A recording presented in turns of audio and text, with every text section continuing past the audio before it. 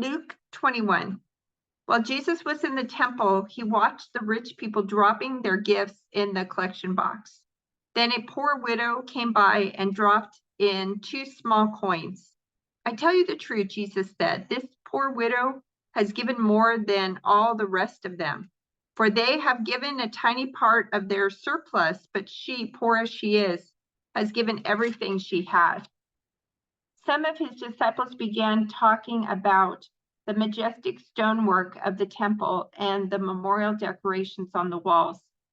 But Jesus said the time is coming when all these things will be completely demolished. Not one stone will be left on top of another. Teacher, they asked, when will all this happen? What sign will show us that these things are about to take place?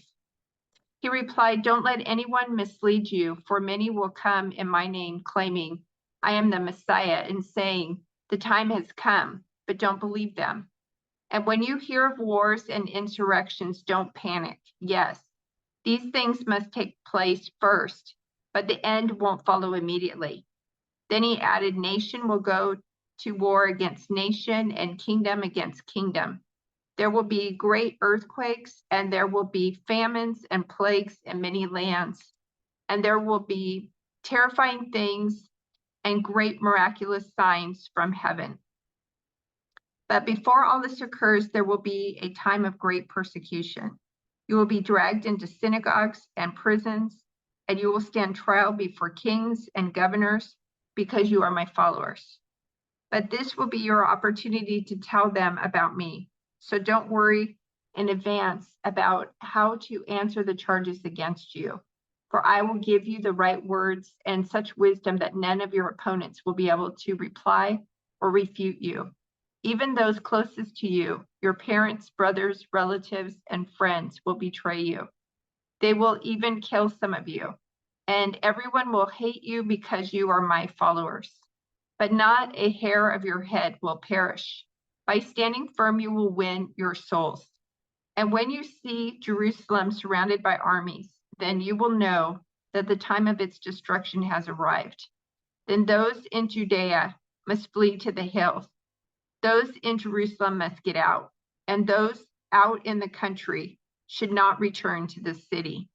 For those will be days of God's vengeance, and the prophetic words of the scriptures will be fulfilled.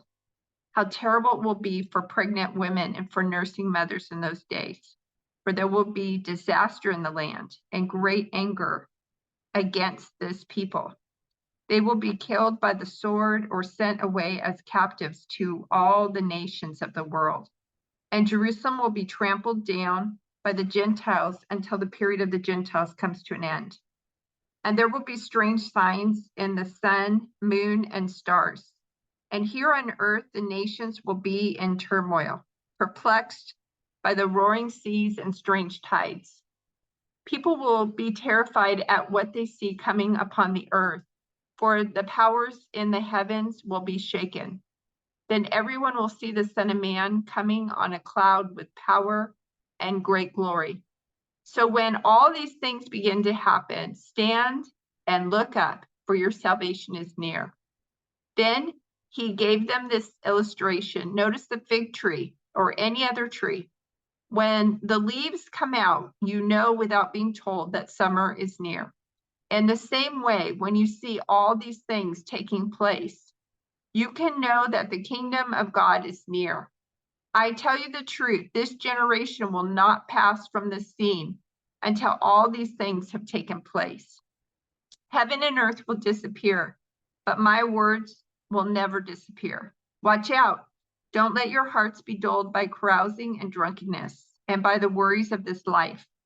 Don't let that day catch you unaware like a trap, for that day will come upon everyone living on the earth. Keep alert at all times and pray that you might be strong enough to escape these coming horrors and stand before the Son of Man.